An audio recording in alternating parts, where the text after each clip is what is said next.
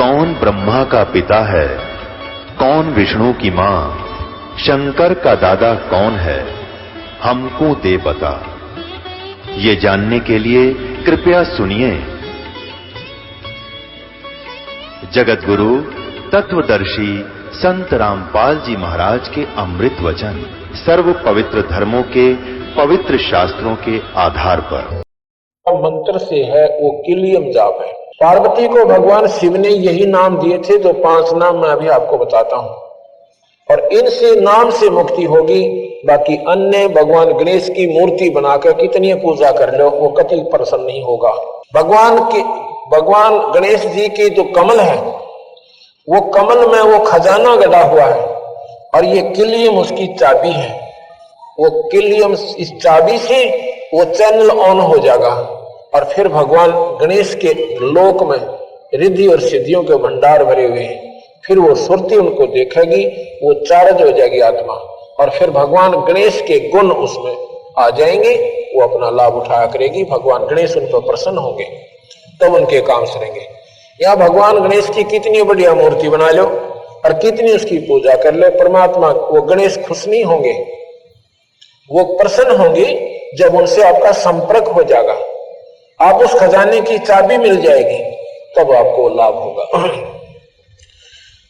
क्योंकि कोई भी भगवान है, किसी भी इष्ट की आप साधना करते हो नाम से होगी।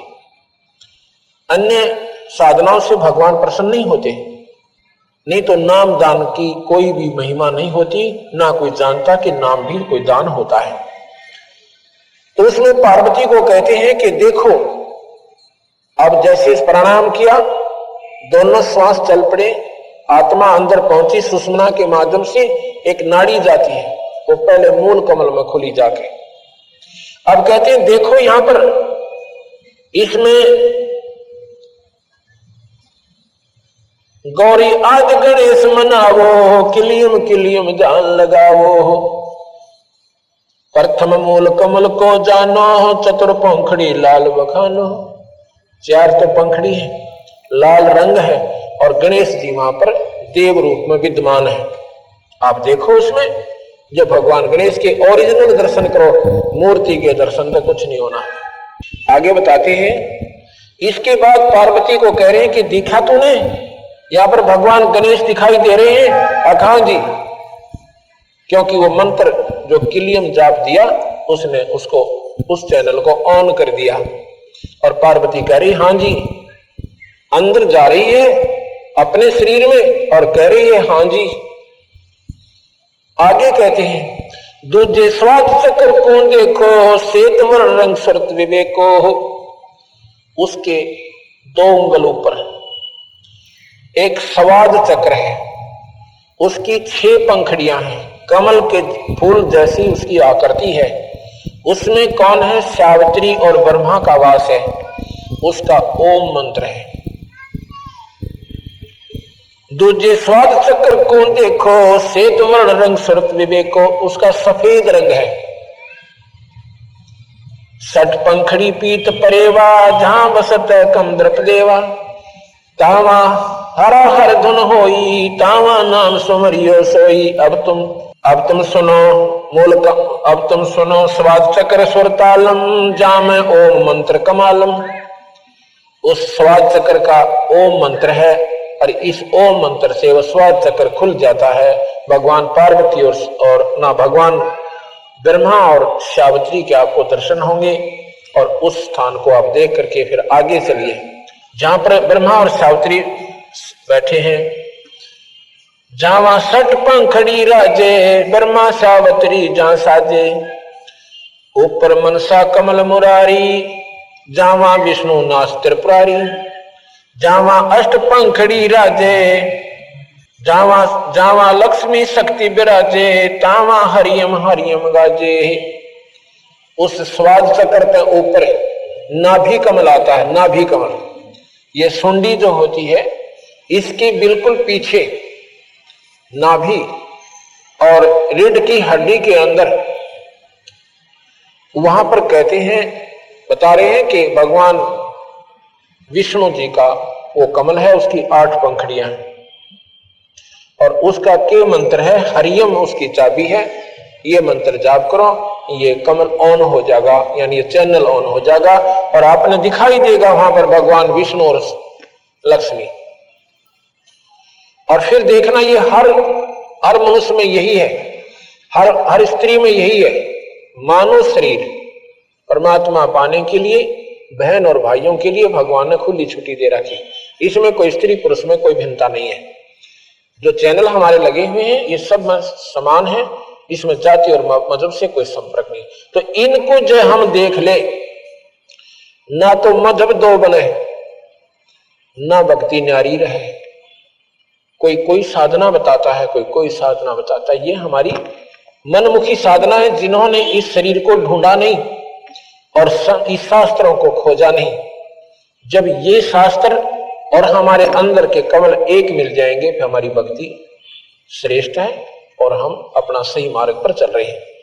तो यहां पर क्या बता रहे हैं, विष्णु जी का कमल है जिसकी 8 पंखड़ियां हैं और उसका हरियम मंत्र है। उस हरियम मंत्र से वो कमल खिल जाएगा। ये कमल क्या है, जैसे आपने देखा होगा ना, ब्लेडर होता है, ब्लेडर जो बच्चे गेंद खेलते हैं, वो हवा रहित जब होता है, वायु नहीं होती तो चिपक जाता है। ऐसे वो पंखड़ियां चिपकी हुई है।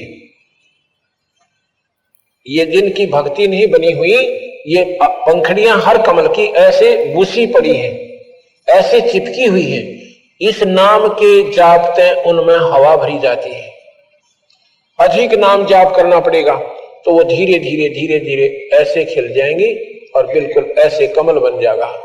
जब वो खिल जाएंगे तो उनके बीच में एक बहुत टिकारी सी होती है, एक सुई की नोक टिक ऐसी एक रोशनी सी निकलेगी।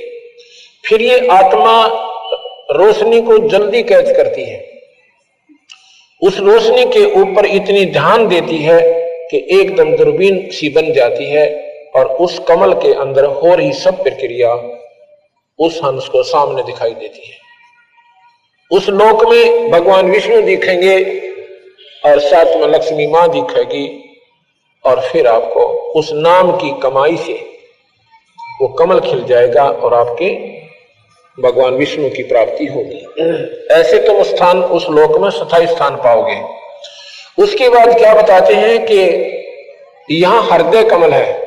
ये दोनों सतनों के जो निशान हैं इनके पैरेलल आ जाइए यहां और बिल्कुल बैकबोन के पीछे, तो वहां पर हृदय कमल है। ये दिल नहीं, एक कमल है न्यारा, हृदय माने बीच में, मध्य। उसमें 12 पंखड़ी का एक अंतड़ियों की बनी हुई कमल के फूल की आकृति है, उसकी 12 पंखड़ियां यानी पतियां हैं और उसमें सोहम मंत्र है उसका। उस सोहम नाम से वो खिल जाता है और खुल जाता है, चैनल ऑन हो जाता है। भगवान शिव के लोक की पार्वती और शिव आपने दिखाई देंगे और फिर आपकी भक्ति उस लोक की प्रफुल्लित हो जाएगी। ऊपर अब सुनो, हृदय कमल कमालम जामा द्वादश दल का ख्यालम। अब तुम हृदय कमल कमालम, उस हृदय कमल को के कमाल दिखाता हूं, उसके अंदर हो रहे खेल दिखाता हूं। उसमें 12 दल का ख्यालम, 12 माने 12 कमलों का एक फूल है। जावा शिव शक्ति बिराजे सोहम नाद अनंत धुन गाजे। उसमें भगवान शिव और पार्वती, शक्ति माने माई, उसमें भगवान शिव और पार्वती यानी शक्ति रहते हैं। उनका सोहम जाप है, इस जाप से वो कमल खिल जाएगा और आपको भगवान शिव के लाभ प्राप्त होने शुरू हो जाएंगे। ऊपर सोटस कमल समूला जावा नाम श्री रंग तोला। अब देखो ये कंठ कमल है, ये कंठ है हमारा, इसके पीछे, इसके सामने और जहां पर ये रीढ़ की हड्डी बैंड होती है थोड़ी सी ऐसे ऊपर आके, वहां पर एक ऐसा चौड़ा सा स्थान है, उसमें 16 पंखड़ी का कमल है। उसमें ये सेना वाली माया, आदि माया, अष्टंगी, आदि भवानी, ये इसका कमल है। इसका सीरियम जाप है, सीरियम, और सीरियम जाप से ये कमल, ये चैनल खुल जाता है और उस माई का जो भी वहां पर आपको दिखाई देगा वो स्वयं देखने से ही बनेगा। दो दल कमल परेखा ध्यानो, दो दल कमल परेखो ध्याना, ब्रह्मरंद्र की घाटी जाना, बंकापुर बंकी है नगरी, घाट बाट कुछ पंथ न डगरी। अब क्या बताते हैं,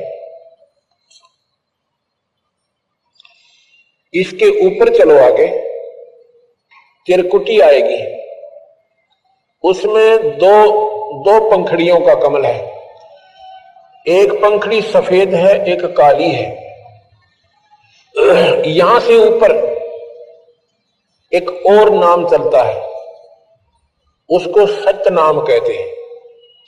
वो फिर आपको त्रिकुटी से ऊपर आगे लेके जाएगा। उसके बाद क्या है, यहां पर एक 1000 पंखड़ी का कमल है। ये जो शिखा है ना, शिखा चोटी जिसे कहते हैं, इसके नीचे 1000 पंखड़ियों का एक कमल बना हुआ है। उसमें निरंजन भगवान रहते हैं, ज्योति निरंजन, जिसको निरंकार ईश्वर कहते हैं, जिसको प्रकाश में परमात्मा कहते हैं, जिसे ब्रह्म कहते हैं। और उनका जो, उनको प्राप्ति क्या है, उसकी विधि न्यारी है। यहां तक तो ये कमल इन मंत्रों से खुल जाएंगे। उसके बाद एक श्वास का सिमरण होता है, उस श्वास के सिमरण से हम उस निरंजन के लोक में पहुंचेंगे। ये यहां के पंतांजलि योग दर्शन, वशिष्ठ योग, इसमें केवल सहस्रार कमल तक के मार्ग तक का ही मार्गदर्शन है। अब हमारा यहां से मार्ग और ऊपर को शुरू होता है, क्योंकि ये ब्रह्म तक की प्राप्ति का साधन है। हमने ब्रह्म को छोड़ पार ब्रह्म, और पार ब्रह्म को छोड़ हमने पूर्ण ब्रह्म को प्राप्त करना है। आपने 3 नाम सुने होंगे, ब्रह्म सुना होगा, आपने परब्रह्म भी सुना होगा, आपने पूर्ण ब्रह्म भी सुना होगा। अब यहां से हमारा जो कबीर भगवान का, कबीर साहब का जो मत है, अब यहां से आगे शुरू होता है। पार्वती ने सहस्रार कमल तक की उपलब्धि की, इन 5 नामों का जाप किया, उनको चौथी मुक्ति प्राप्त हुई। जब तक भगवान शिव रहेंगे, पार्वती उनके साथ रहेगी, अब मरेगी नहीं। लेकिन एक समय आएगा कि भगवान शिव भी मरेंगे और पार्वती भी मरेगी। वो कब आएगा? जब कल्प का अंत होगा। गीता जी में लिखा है कि अर्जुन, जब ये कल्प अंत होगा, ना ब्रह्मा रहे, ना विष्णु रहे, ना शिव रहे, और ना इनके ये लोक रहे, ना स्वर्ग रहे, केवल उस टाइम एक ब्रह्मलोक रहेगा। ब्रह्मलोक क्या है, ये आपको थोड़ी कथा सुनाता हूं, क्योंकि हमारी जो कबीर साहब की जो प्रक्रिया, कबीर साहब के बारे में जानकारी हम क्या बताना आपको चाहते हैं, वो इस कथा के बाद शुरू होगी। जब तक आपने ये कथा याद नहीं होगी जो मैं अब सुनाने जा रहा हूं, तब तक आप ABCD कबीर साहब के बारे में नहीं जान सकते। इस कथा को मैं रोजाना सुनाऊंगा 5-6 दिन, क्योंकि इस कथा के बिना हमारे सारे शास्त्र अधूरे हैं, इनकम्प्लीट हैं। आपने विष्णु पुराण पढ़ा हो, उसमें लिखा है कि विष्णु सर्वशक्तिमान है, और विष्णु जी से ही ब्रह्मा और शिव की उत्पत्ति हुई है। अगर नहीं पढ़ा हो तो ये मेरे पास रखा है, इसको पढ़ सकते हो। अच्छा, फिर शिव पुराण में क्या लिखा है कि भगवान शिव से, ये शिव महापुराण है, भगवान शिव से ब्रह्मा और विष्णु की उत्पत्ति हुई। आप देखना मैं क्या कहना चाहूं। आपने सत्संग बहुत सुने होंगे, क्योंकि जो पुण्यात्मा है वो परमात्मा की तलाश में है और ढूंढते भी रहना चाहिए, घूमते भी रहना चाहिए। ज्ञान सब संतों के सुनने चाहिए, लेकिन जब आपका समय आएगा अपने आप आपको ज्ञान हो जाएगा कि हम कहां खड़े थे। ये देवी भागवत महापुराण ये पढ़िए, इसमें क्या लिखा है कि ये ब्रह्मा विष्णु महेश की माता है। शेरा वाली ये जो माता आप देख रहे हो शेर पे, ये ब्रह्मा विष्णु महेश की माता है। तीसरे सकंद में पढ़ियो इसको। और इनके पिता कौन है? ज्योत निरंजन सनातन भगवान, और यह इनकी मां से तीनवा की ब्रह्मा विष्णु महेश की ये माता है। और इनके पिता कौन है? ज्योत स्वरूपी निरंजन ब्रह्म सनातन भगवान। गीता जी के 5वें अध्याय के, गीता जी के 14वें अध्याय का 3, 4, 5 श्लोक पढ़िए। उसमें यही निरंजन भगवान कहता है, ब्रह्म कहता है, भगवान कृष्ण के शरीर में प्रवेश करके 1000 भुजा का भगवान है वो काल निरंजन, उसको काल निरंजन भी कहते हैं। तो वो कहता है कि प्रकृति तो मेरी पत्नी है। प्रकृति कौन? ये शेरा वाली। और ये सब संसार इसी से उत्पन्न होता है। आगे कहते हैं कि ब्रह्मा विष्णु महेश ये प्रकृति से उत्पन्न हुए, इस शेरा वाली से उत्पन्न हुई। 14वें अध्याय का 3, 4 और 5वां श्लोक आप पढ़ सकते हैं। अब मैं क्या बताना चाहूं तो इन सारे शास्त्रों को सुचारू करेंगे कबीर साहब के ज्ञान से। आपने ब्रह्म सुना, पर ब्रह्म सुना और पूर्ण ब्रह्म सुना, लेकिन इसका भेद नहीं पाया। हम किसी विद्वान पुरुष से पूछते थे कि ब्रह्म और परब्रह्म में क्या अंतर है, वो कहते थे वही ब्रह्म है वही परब्रह्म है। ऐसा नहीं है। दादा और परदादा, एक तो फादर, एक ग्रैंड फादर, और एक ग्रैंड फादर का भी फादर, उसको परदादा कहते हैं। एक तो दादा ग्रैंड फादर, और ग्रैंड फादर का भी पिताजी, उसको परदादा कहते हैं। परदादा यानी दादा से भी बड़ा।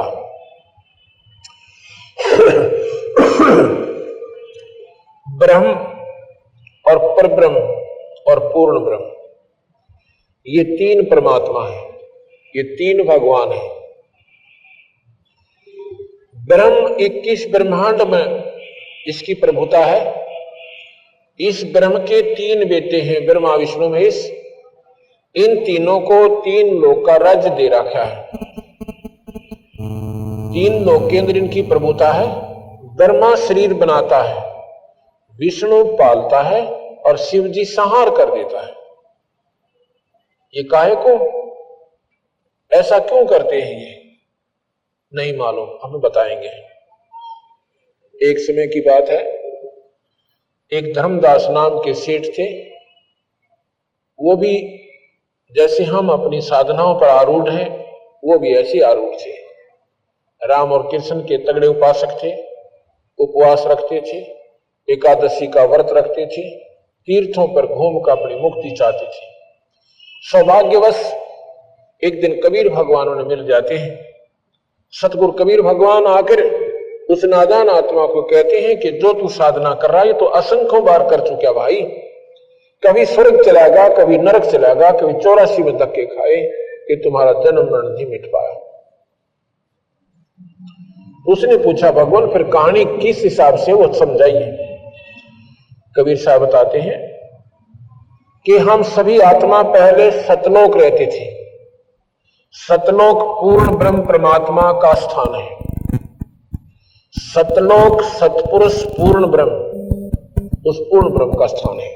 हम सभी आत्माएं वहां रहती थी। ये कुछ भी नहीं था। अभी आपने आरती में सुना है कि अदली आरती अदल पठाऊं, युगन युगन काले खा लियाऊं। भगवान कबीर साहब गरीबदास जी से कबीर साहब से पूछा कि भगवान फिर हमें पूर्ण विवरण दीजिए। तो उसमें क्या बताते हैं कि अदली आरती अदल पठाऊं और युगन युगन का लेखा लाऊं। जादिन ना थे पिंड नहीं प्राणा, नहीं पानी पौन जमी असमाना। कच्छ मच कूरम ना काया, और चंद सूरज ने दीप बनाया। शेष महेश गणेश ना ब्रह्मा, नारद सारद ना विश्वकर्मा। सिद्ध 84 ना 3300, 9 अवतार नहीं 2400। ये 5 तत्व ना ही गुण तीना, नाद बिंद ना ही घट सीना। चित्रगुप्त ना कृत्रम बाजी, धर्म राय ना पंडित काजी। जब कुछ भी नहीं था यहाँ पर, ना ये ब्रह्मा था, ना विष्णु था, ना शिव था, ना ही ये लोग थे, ना ये 5 तत्व से जिससे सारी सृष्टि बनाई गई। तो उसमें क्या था? जादिन ढूंढोकार अनंत युग बीते, ढूंढोकार अनंत युग बीते, अनंत युग ढूंढोकार में चले गए। जादिन कागज कहो किन जीते।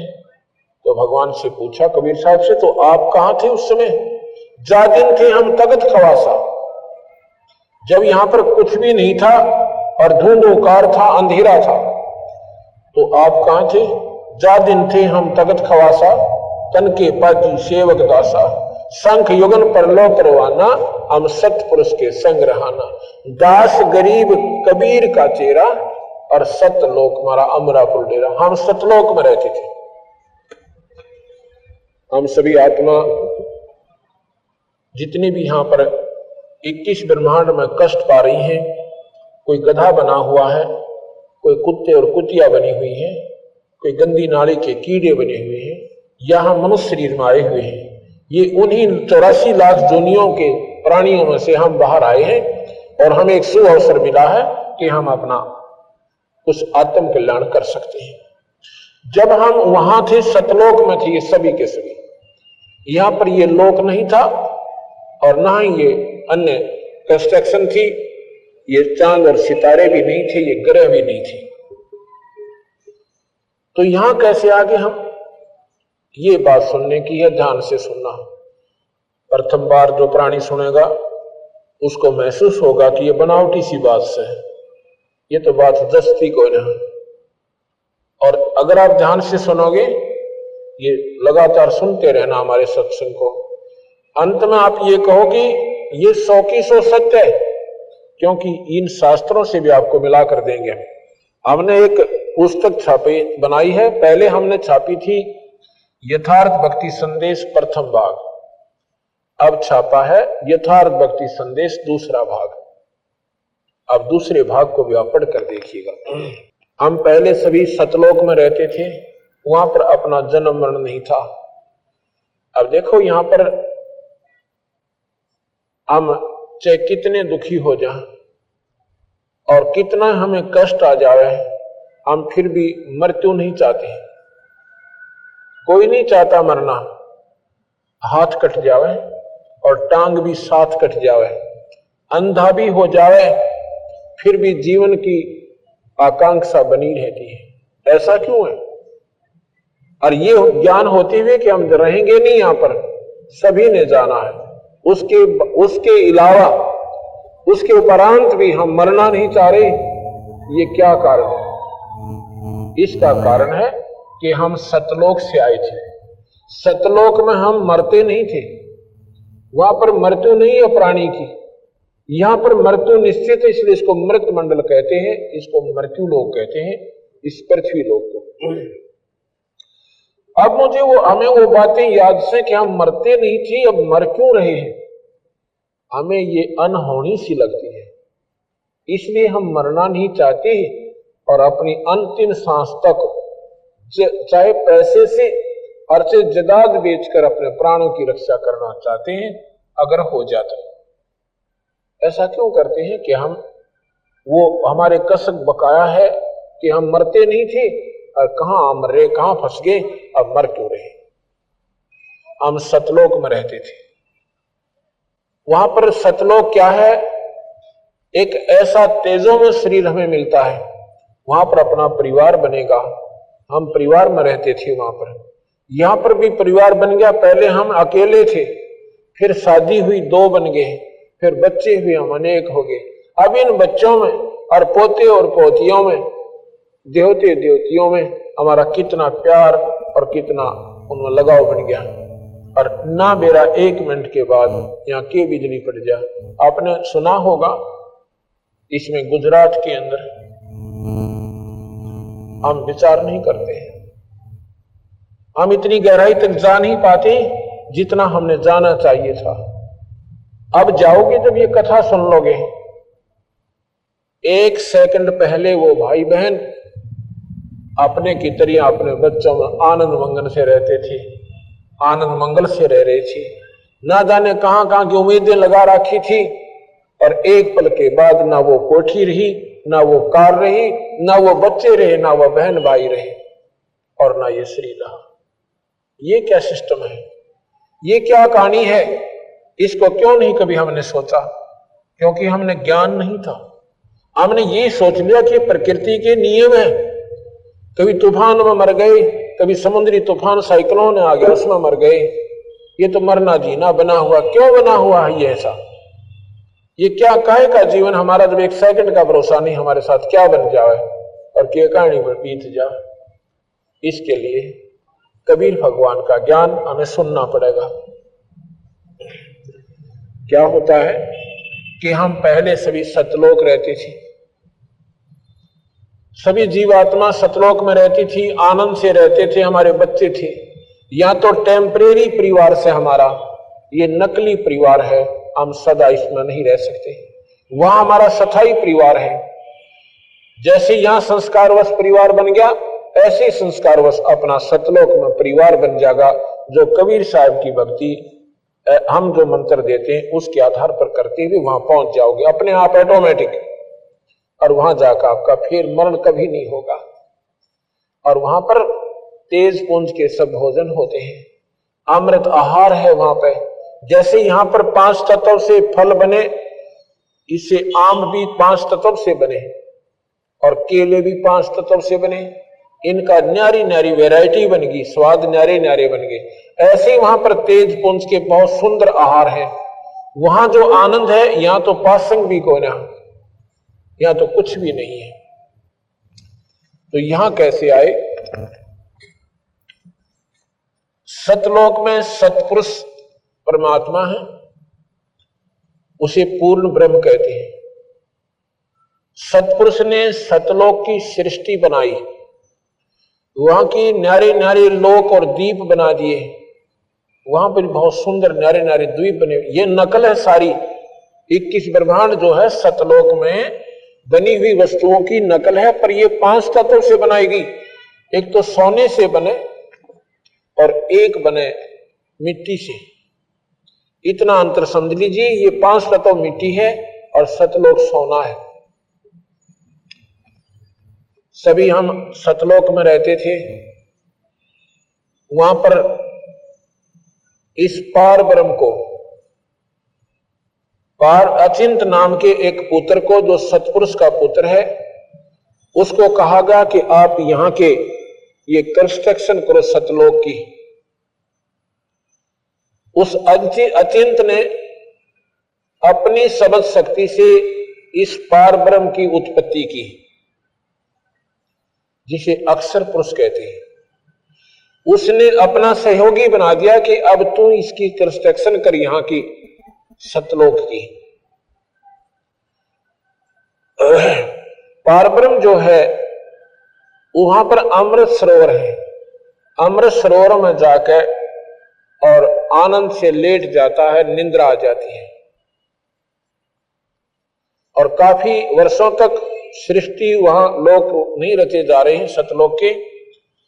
तो पता चला, सतपुरुष ने कहा कि वो अचिंत खड़ा हो, आवाज नहीं सुनी।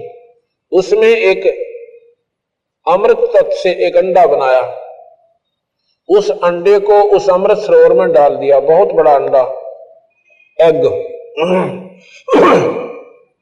और जब वो अमृत में उस सरोवर में जा रहा है गड़गड़ गड़गड़ करता हुआ, तो पार ब्रह्म की आंखें खुल जाती हैं, निंद्रा भंग हो जाती है। जब निंद्रा भंग होती है, इंसान एक कोपित नजर से देखता है। जो कच्ची नींद उठ जाते हैं, कच्ची निद्रा भंग होती है तो कुछ क्रोध से सा होता है। उस कोप से उसने दृष्टि से देखा, किसने? पारब्रह्म ने। तो उस अंडे को देखा तो वो फूट जाता है, अंडा दो भाग हो जाता है, उसमें से इस ब्रह्म की उत्पत्ति हुई। अब ध्यान से सुनना, उस अंडे से इस निरंजन की उत्पत्ति हुई, ज्योति निरंजन की। ज्योति निरंजन कहो, इसे ब्रह्म कहो। तो जब ये अंडा फट गया, उसमें वो निकला, आकाशवाणी हुई सतपुरुष की। उन्होंने कहा कि तुम दोनों बाहर आओ।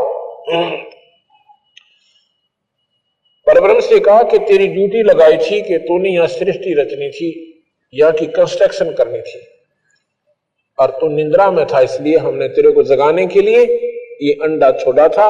अब तेरी दृष्टि से ये फूट जाने से इसमें से ज्योति निरंजन निकला। अब उन तीनों को, अचिंत, पारब्रह्म और ब्रह्म, ब्रह्म कहो, ज्योति निरंजन कहो, इसे काल भगवान कहो, और परब्रह्म, ये तीनों एक लोक में रहने लगे। कुछ दिनों के बाद इस ज्योति निरंजन के मन में आता है कि ये स्थान हमारे लिए बहुत कम है, बाकी 16 भाई हैं, वो तो न्यारे न्यारे रह रहे हैं और हम एक लोक में रह रहे हैं। तो इसके मन में के खरपतवार हो गया कि मैं अपना न्यारा राज रचूं, और राज पाने के लिए तप करना होता है। 70 युग तक इस काल भगवान ने, ज्योति निरंजन ने, इस ब्रह्म ने 70 युग तक उस पूर्ण ब्रह्म परमात्मा का आसरा तकिया और तप किया। हम अपने पिता, अपने पूर्ण परमात्मा सत्य पुरुष को, पूर्ण ब्रह्म को, उसकी तरफ से हम उल्टे हट गए, और उस जो तपस्या कर रहा था उसमें हमारी आस्था बन गई, इंटरनल कनेक्शन हो गया उनसे, अंदर से कसक बन गई, अपने मालिक ने भूल गए।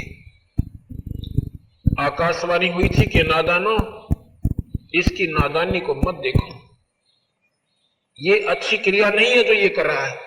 पर हमारे मन में जैसे बच्चा हो ना, वो जहां आसक्त हो गया, होए गाते सारा परिवार उसको मना करो, वो मानता नहीं। ऐसे हम इंटरनल कनेक्शन उसमें कर बैठे, ऊपर से ऐसे बैठे रहे। लेकिन पूर्ण ब्रह्म परमात्मा जानी जान थी, हमारी हृदय की भावना जानते थे। उन्होंने क्या किया, जब 70 युग तप किया, उसने मांगा कि क्या चाहता है बोलो। तो निरंजन कहने लगा, मुझे जीव दे दो भगवान, मेरा अकेले का मन नहीं लगता। भाई जीव जब दूंगा, इनमें से कोई जाना चाहती है जीवात्मा ये यहाँ की, तो आप ले सकते हो, ऐसे जीव मैं अपनी मर्जी से नहीं दूंगा। इनसे पूछो अगर कोई तेरे साथ जाना चाहता है। तो हम तो सारे तैयार बैठे थे, क्योंकि उसके ऊपर आसक्त हो गए थे। वो बहुत प्यारा लगा था हमें ये ज्योति निरंजन। क्यों? इसने वो तेरे की 70 युग तप किया, एक टांग पर खड़ा होके, और फिर 70 युग तप किया। ओहो, ये तो बहुत कमाल कर दिया। और ये बीमारी आज हमारा लगी हुई है। हम किसी साधु को अगर तपस्या करते हुए देख लें और कहते हैं ये महात्मा 12 वर्ष से खड़ा है, बैठता को नहीं है, तो उसका प्रतिफल क्या होगा, उसका रिजल्ट क्या होगा, इसका हमने नहीं बेरा। पर हम न जरूर जानते हैं भाई है बहुत मुश्किल काम है जो ये कर रहा है, और कुछ ना कुछ इसको बहुत अच्छी प्राप्ति होगी। नहीं, तप से राज मद मानम, जन्म तीसरे शुक्र सवानम। तप का प्रतिफल क्या होगा? इस जन्म में जो तपस्या कर रहे हैं, अगले जन्म में छोटे मोटे पद पोस्ट गवर्नमेंट में हिस्सा हो जाएगा। कोई डिप्टी कमिश्नर बन जाएगा, कोई डिस्ट्रिक्ट मजिस्ट्रेट लग जाएगा, कोई 5 साल MLA या MP रह जाएगा, कोई मंत्री के पद न पाकर राजी हो जाएगा, और तीसरे जन्म में कुत्ते की जूनी में जाएंगे, गधे बनेंगे जो राम नाम को नहीं जपते। तप से कोई प्राप्ति अच्छी नहीं होती। तप से राज और राजमद मानम, जब राजा बन जाता है ये प्राणी, इसमें बहुत अभिमान हो जाता है। अभिमान वश इतने अनरस कर बैठता है कि फिर अगले जन्म में पशु दुनिया में चला जाता है, गधा और कुत्ता बन जाता है। ये मुक्ति का मार्ग तप नहीं है। लेकिन हमारे लिए तो एक महान काम नजर आया था कि वो तेरे की देखो तो ये कितने दिनों से खड़ा है। तो जी हम अपने मालिक न भूल गए, उस पूर्ण ब्रह्म परमात्मा जो सुखदाता है, जो दयालु भगवान है। हम इस ज्योत निरंजन की इस ड्रामेबाजी पर आसक्त हो गए। तो ये आया हमारे पास, हम तो पहले प्रश्न थे इसके ऊपर आसक्त हो रहे थे। इसने कहा कि तुम मेरे साथ चलोगे, वहां पर स्वर्ग बनाऊंगा, इसे बढ़िया बढ़िया हीरे पन्ने जड़ूंगा और वहां पर बाग बगीचे बनाएंगे, मौज मारा करेंगे, बड़े खुश रहेंगे। हमने तो कहने लगा जो जाना चाहता है हाथ खड़ा कर लो। सतपुरुष ने कहा, पूर्ण ब्रह्म ने। तो जी सबसे पहले जिस आत्मा ने हाथ किया था उसका ऑटोमेटिक नंबर भगवान के पास, पूर्ण ब्रह्म के पास पहुंच गया। और फिर हमने सभी ने ऐसे हाथ खड़े कर दिए, हाथ जोड़ दिए ऊपर ने कि मैं भी जाना चाहता हूं, मैं भी जाना चाहता हूं। असंख्यों प्राणियों ने इस काल निरंजन के साथ आने की स्वीकृति दे दी। जिस आत्मा ने पहले हाथ उठाया था उसको सतपुरुष ने अपने पास बुलाया कि ठीक है तुम जाना चाहते हो जाओ, पर एक काम करो कि हम तुम्हारे को जो इसको देना है ऐसे नहीं देंगे। उसकी लड़की बना दिया, बहुत खूबसूरत लड़की बना। उसका नाम क्या रखा? प्रकृति देवी, जिसको अष्टंगी कहते हैं। जगदंबिका भी उसका नाम रखा गया, 8 भुजा जिसकी है। वो सुंदर लड़की बना दी। उसमें 2 भुजा थी, बाद में ये अपनी शक्ति प्रदर्शन के लिए 8 भुजा दिखा सकती है, नहीं 2 रूप में रहे, 2 भुजाओं के रूप में रहती है। उस लड़की को, प्रकृति को बनाया लड़की, और सभी जीवात्मा सूक्ष्म रूप में उसके अंदर प्रवेश कर दिया कि जितने जीव निरंजन चाहेगा एक बार आप जबान से बोल देना, उतने जीव बन जाएंगे। शब्द से सृष्टि रची जाएगी। और जाओ निरंजन के पास, क्योंकि तुम निरंजन के अपनी सहमति से जा रहे हो, पर एक ध्यान करना, हम सभी आत्माओं को भगवान ने, सतपुरुष ने यह कहा था कि तुम ये सतनाम मत भूलना और ये सारनाम याद रखना। यदि तुम्हें वहां कोई आपत्ति हो, इस सतनाम और सारनाम का एक बार सिमरण करना हृदय से कसक के साथ, फिर मैं तुम्हें वापस ले आऊंगा। तो हमने सोचा बहुत अच्छा हो गया कि सतनाम और सारनाम है, याद रख लेंगे। वो और नाम है, ये सतनाम और सारनाम ऐसे नहीं, वो नाम न्यारे हैं। ये तो उनका एक वैसे प्रतीक बताता हूं। तो जी वो लड़की जो है इस काल निरंजन के पास, इसका नाम बाद में काल पड़ा, पहले ज्योत निरंजन था। ज्योत निरंजन के पास, ब्रह्म के पास वो लड़की लाकर छोड़ दी और कहा कि निरंजन जितने जीव तू कहेगा, ये लड़की एक बार मुंह से बोलेगी, उतने जीव बन जाएंगे। ऐसा कहकर के उसको ये लड़की दे दी गई। अकेली लड़की को पाकर इस ज्योत निरंजन के मन में एक विशेष विकार उत्पन्न हो गया। वो कामातुर हो गया और अपने आव भाव को बदलकर बुरी नजर से उस लड़की को देखने लगा। उसकी गंदी गतिविधि को देखकर माई ने कहा, इस लड़की ने कहा कि निरंजन मेरे पास सब शक्ति है, जितने जीव तो कहेगा मैं बना दूंगी, पर यह गंदी सृष्टि शुरू मत कर। पर नहीं माना, एक भी नहीं सुनी। इतना कामवश हो गया कि उस लड़की को जबरदस्ती करना चाहा। वो लड़की भी तो उसी बाप की बेटी थी, सूक्ष्म शरीर बनाया और उसके पेट में समा गई। वहां से पुकार की कि पिताजी, इस निरंजन ने मेरे साथ ऐसे ऐसे दुर्व्यवहार किया, मैंने अपनी इज्जत की रक्षा के लिए इसके पेट में शरण पाई है, मेरी रक्षा करो। अब कबीर साहब कहने लगे, यानी सतपुरुष कहने लगे, देखा ना ये कर दिए ड्रामे शुरू। उसने अपने पुत्र सहजदास से कहा कि जाओ उसके पेट से लड़की को निकाल दो और इस लड़की को इसको देकर 21 ब्रह्मांड समेत सतलोक से नीचे पटक दो। इस काल, इसका आज के बाद इसका नाम काल होगा। 1 लाख जीव रोज खाएगा, 1.25 लाख पैदा करेगा। ये ऐसी गलती का परिणाम इसको भोगना पड़ा और हम अपने पिता ने छोड़ के, अपने मालिक ने छोड़ के इस नकली पति के अंदर आस्था कर ली। अपने पति को भूल के, उस सतपुरुष पूर्ण ब्रह्म को भूलकर हम इस नकली पति में आसक्त हो गए और इस नकली पति ने फिर हमारे गिला के बनाई।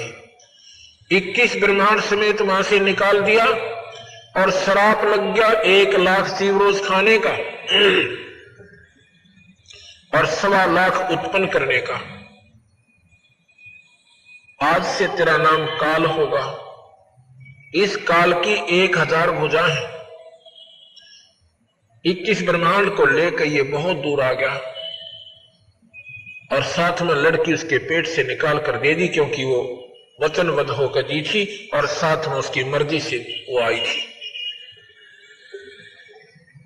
अब उस माई ने फिर विनय की, निरंजन मेरे पास सबक शक्ति है, जितने जीव तू कहेगा मैं बना दूंगी, यह गंदी सृष्टि शुरू मत कर। पर नहीं माना, जबरदस्ती शादी की और 3 बच्चे उत्पन्न हुए।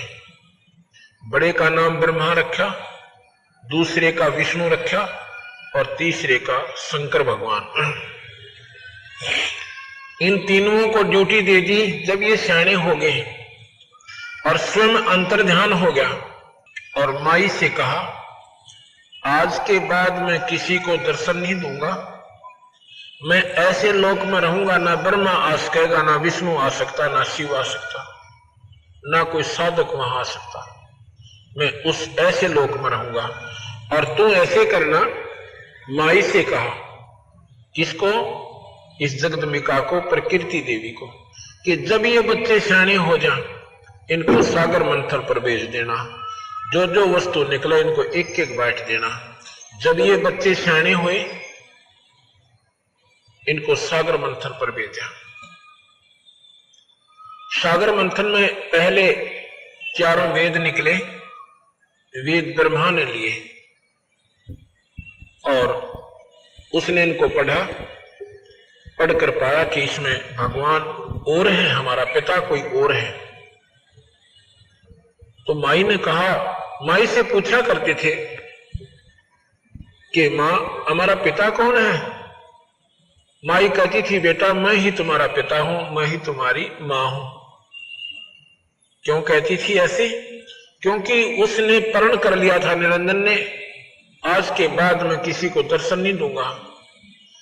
अगर मां कह देती कि तुम्हारा पिता ऐसे ऐसे वहां रहता है और बच्चे कहते हम तो पिता के पास जाएंगे, और बच्चे जिद ला लेते, तो मां कहां ले जाती? ना वहां माई जा सकती, ना ब्रह्मा विष्णु महेश जा सकते। इसलिए मां ने झूठ बोल दिया कि बेटा तुम्हारा कोई पिता कौन है, तुम्हारा पिता नहीं है, मैं तुम्हारी मां हूं, मैं तुम्हारा पिता हूं। जब वेद पढ़े ब्रह्मा ने, उसमें पाया कि सृष्टि का एक और मालिक है, 21 ब्रह्मांड का कोई और मालिक है जिसका नाम ब्रह्म है। उसकी साधना पाने की क्या है कि योग समाधि है, ध्यान लगाएंगे और पिता के दर्शन कर लेंगे। तो ब्रह्मा बोला, मां आप झूठ बोलती हो। कैसे मां? बेटा कि वेदों में लिखा है कि हमारा मालिक, हमारा पिता और है, उसका ज्योत में शरीर है, यानी प्रकाश में परमात्मा है। मैं उसको ढूंढूंगा, वेदों में विधि लिख रखी है, समाधि लगाऊंगा। माई कहने लगी, बेटा समाधि लिख रखी है पर पावक होना। शेरा वाली कहती है ब्रह्मा के पुत्र ये तुझे मिलेगा नहीं। अगर नहीं मां तू फिर झूठ बोलती है। ब्रह्मा ने 4 युग तक समाधि लगाई और निरंजन के दर्शन नहीं हुए, ब्रह्म के दर्शन नहीं हुए। आखिर में आकाशवाणी हुई निरंजन की कि सृष्टि क्यों नहीं रची जा रही। माई ने कहा कि तेरा जेठा बेटा वो तेरी खोज में गया हुआ है, मेरी नहीं मानता है, उसको कह दो कि मैं दर्शन नहीं दूंगा, वापस आ जावे। माई ने एक लड़की बनाई समझ शक्ति से, उसका नाम गायत्री रखा कि जा बेटी गायत्री अपने भाई को जगा ला। उसने जाकर ब्रह्मा को जगाया कि ब्रह्मा आप वापस चलो और मां बुला रही है और उसके जो है तेरे बिना सृष्टि रची नहीं जा रही है।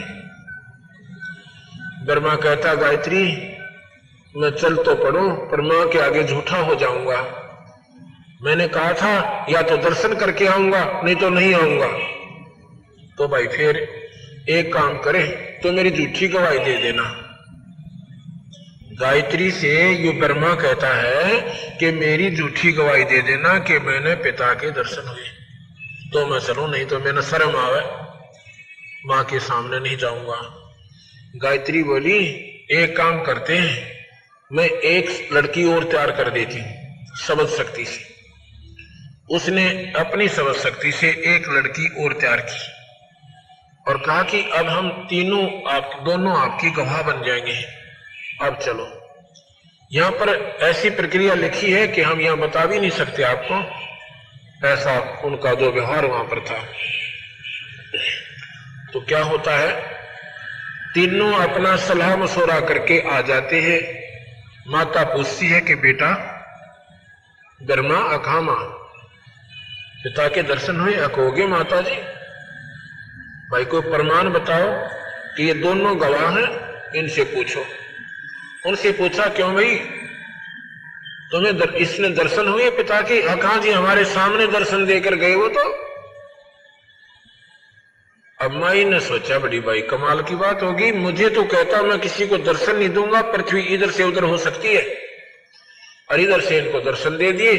तो वो माई अक्षुब्ध होकर निरंजन से नाराज होकर अपने पति थे और एक तरफ बैठ जाती है, कहती संभाल तेरे डमडमे ने, मुझे कहता है दर्शन नहीं दूंगा, इनको तूने दर्शन दे दिए।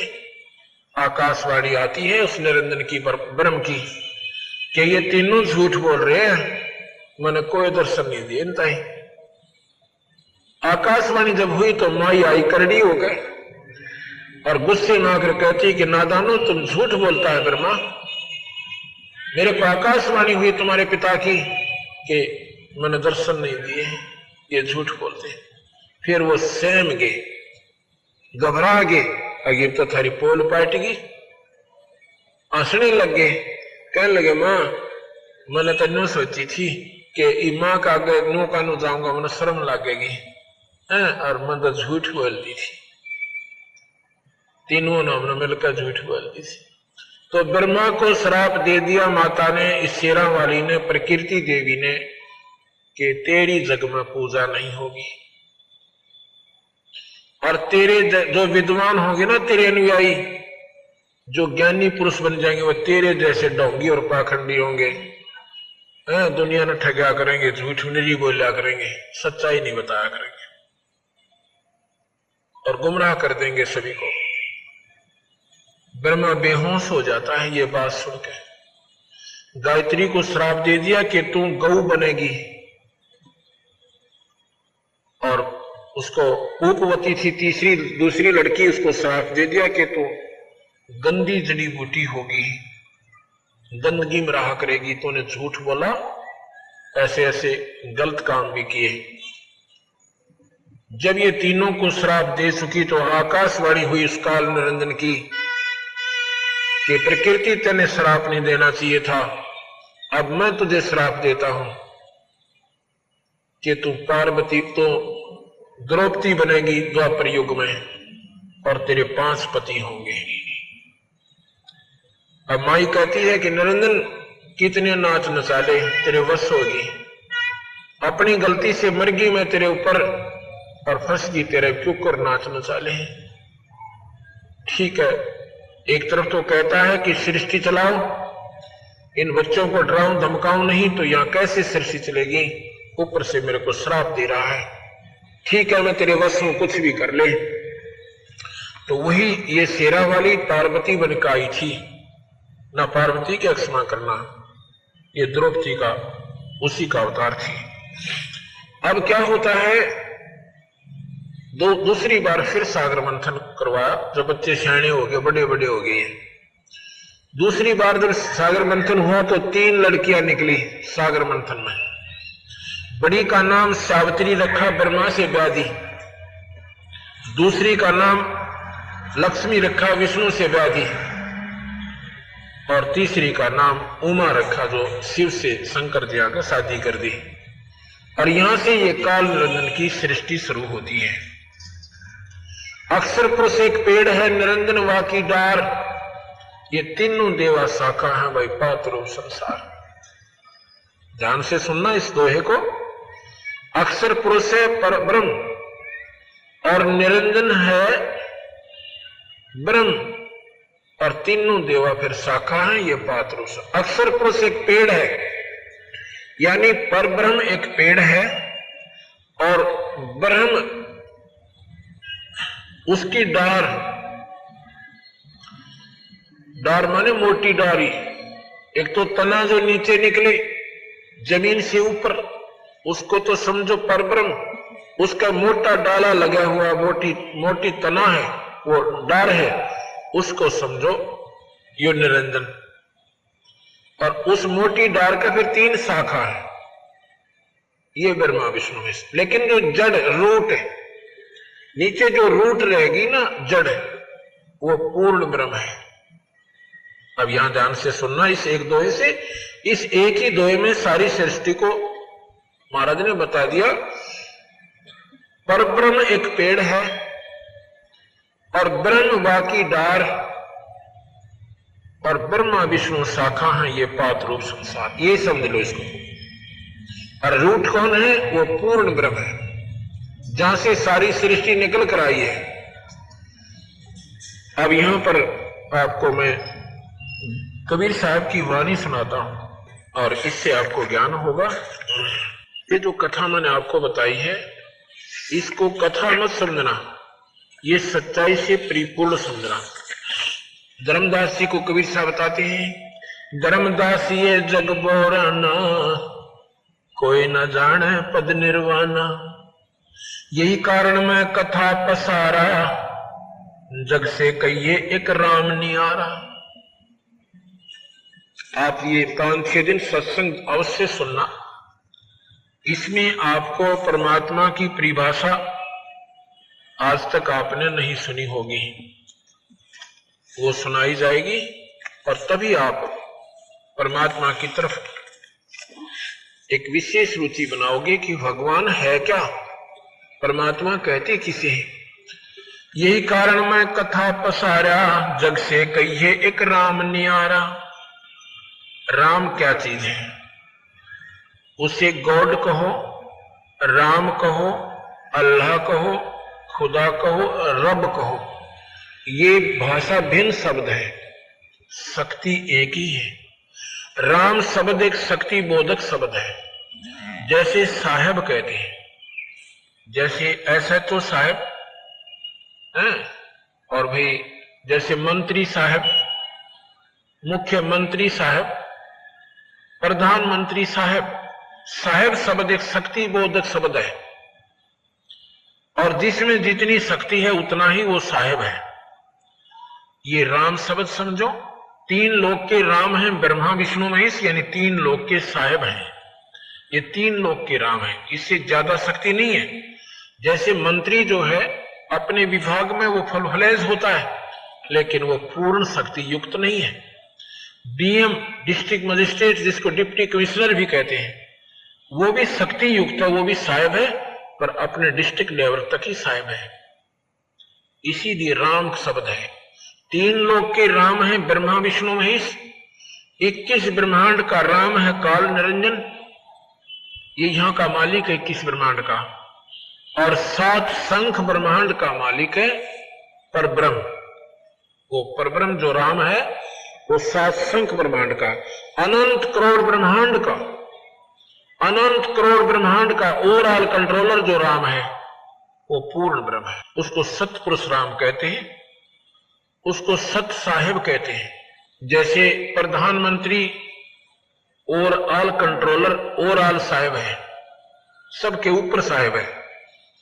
मंत्री अपने राज्य में साहिब है, मुख्यमंत्री अपने राज्य में साहिब है, चीफ मिनिस्टर जो होते हैं। इसी प्रकार ये तीन लोक के राम हैं, ब्रह्मा विष्णु महेश। केवल 3 लोक्स ओनली 3 लोक्स। उसमें कौन कौन से हैं? ये मृत्यु लोक, स्वर्ग लोक और पाताल लोक। और लोक और भी बहुत हैं। उनका मालिक कौन है? वो परब्रह्म यानी ये ब्रह्म है। और इन सब के ऊपर 21 ब्रह्मांड और सब 7 संग ब्रह्मांड के ऊपर जो परमात्मा है वो राम है, वो कबीर, वो पूर्ण परमात्मा है।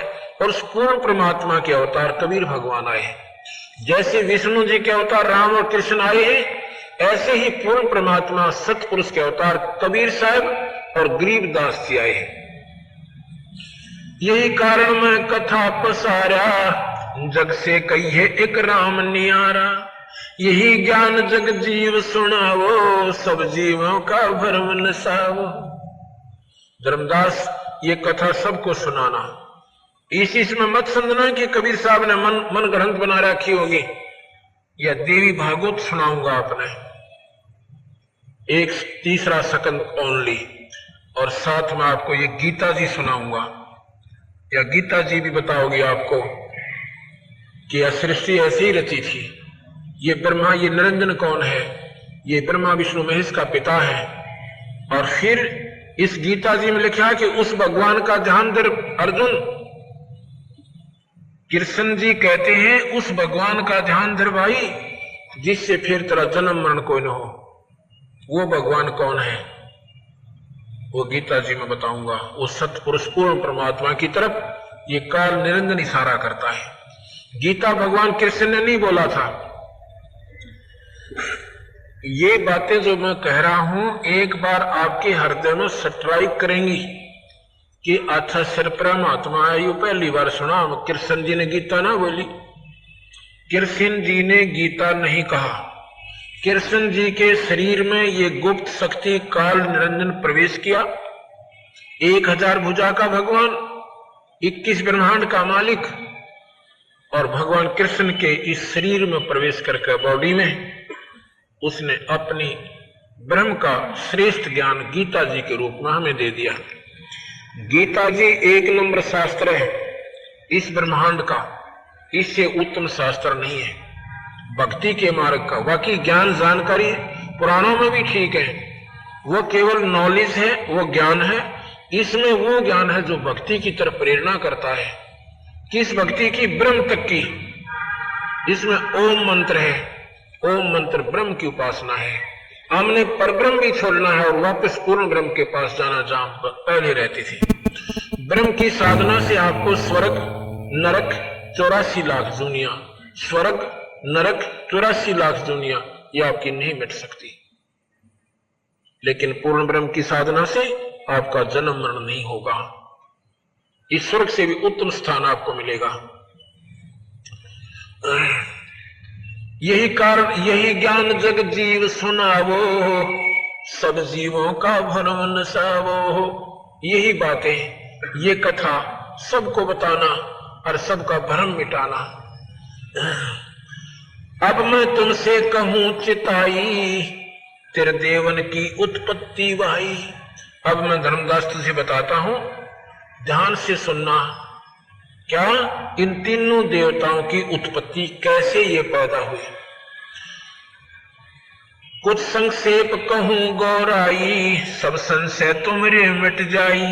भरम गए जग वेद पुराना, आज राम का मर्म न जाना। ये भोली भारी आत्मा वेदों और पुराणों में उलझ गई। उस आदि राम का, उस परमात्मा का किसी ने भेद नहीं जाना। सतपुरुष का भेद किसी ने बेरा नहीं पाटा, ज्ञान नहीं हुआ। राम राम सब ज्ञानी सुने सो हृदय लाई, मूर्ख सुने तो गुम नहीं आई। जो विचारवान पुरुष होंगे, जो बहन भाई, जब हमारा सत्संग सुनो एकदम निरपेक्ष हो जाना, इष्टवादी मत बनना। ईष्टवादी बनकर सुनोगे तो ये बात आपको खटकती रहेंगी और ज्यादा खटक जाएंगी। आप एकदम बिल्कुल साफ कोरे कागज बन जाना थोड़ी देर के लिए और फिर ये ध्यान से सुनना। क्या कहते हैं? ज्ञानी सुने तो हृदय लगाई, मूर्ख सुने तो गम नहीं पाई। जो विचारवान बहन भाई होंगे इनको पुनर्विचार करेंगे और गहराई से सोचेंगे। ये शास्त्र हमारे पास रखे, इनको फिर पढ़ोगे। ये शास्त्र किसी जाति मजहब के नहीं है, नहीं, ये उस समय लिखे गए थे जब कोई जाति थी। ये मजहब नहीं थे, जातियां वर्ण आधार पर थी, कर्म आधार पर थी। अब तो हमने परंपरा बना दी। जो चाम का काम नहीं करते उनको भी चमार कह रहे हैं। अब चरमकार कौन होते हैं? जो चाम का काम करे, वो किसी जाति के भी। तो उस जब ये लिखे गए थे ना कोई हिंदू था, ना मुसलमान था, और ना ही कोई सिख या ईसाई था। ये मानव मात्र के यानी बहुत पुरातन शास्त्र हैं आत्म कल्याण के लिए। जब हम इन शास्त्रों को देखते कहते थे हिंदुओं के हैं, हिंदू भी ना थे उस समय। महाभारत में आपने सुना हिंदू कहीं? महाभारत में हिंदू नाम भी नहीं था, ना मुसलमान था, ना कोई और था। उस समय के ये शास्त्र लिखे हुए, ये निरपेक्ष शास्त्र है, ये बिल्कुल सही शास्त्र है। इनका लेखक एक है, वेद व्यास जी। चारों वेद और गीता जी, 18 पुराण, ये सभी, और सुख सागर, महाभारत, इन सब का राइटर एक है। कोई ने सोचा दूसरे राइटर ने गलत लिख दी होगी, इनका राइटर भी एक ही है जिसने पुनर्स्थापित की। गीता जी को भी उसने वेद व्यास ने लिखा है। तो अब ये सोचना पड़ेगा आपने दोबारा। ज्ञानी सुने सो हृदय लगाई, मूर्ख सुने सो गम नहीं पाई। जो नादान आत्मा होंगी उठकर चली जाएंगी, ऐसा महात्मा है। कहता है कृष्ण जियों से भी ऊपर कोई शक्ति है? कृष्ण जी तो बहुत निम्न सत्र के भगवान है, सबसे छोटी इकाई के ईश्वर है। आप ध्यान से सुनना, और गीता जी आपको प्रमाण देगी इस बात का। मां अष्टंगी पिता निरंजन, ये जम दारुण बंसन अंजन। पहले कीन निरंजन राई, पीछे से माया उपजाई। उस पूर्ण परमात्मा ने पहले निरंजन की उत्पत्ति की, ब्रह्म की, और पश्चित यह माया बनाई, यानी असेरा वाली ये प्रकृति बनाई। माया रूप देख अति शोभा, देव निरंजन तन मन लोभा। इस माई का सुंदर रूप देख के इस काल निरंजन के मन में नीचता आ गई, इसका तन मन उसकी तरफ आकर्षित हो गया। मां अष्टंगी पिता निरंजन, ये जब दारुण वंशन अंजन। पहले कीन निरंजन राई, पीछे से माया उपजाई। माया रूप देख अति शोभा, देव निरंजन तन मन लोभा। कामदेव धर्मराय सताए, देवी को तुरंत धर खाए। पेट से देवी करे पुकारी, हे साहेब मुझे ले वो उभारी। धर्मराय की ने भोग बिलासा, माया को रही तब आशा। 3 पुत्र अष्टंगी जाए, ब्रह्मा विष्णु शिव नाम धराए। 3 पुत्र अष्टंगी, अष्टांगी ये शेरा वाली ने पैदा किए। 3 पुत्र अष्टंगी जाए।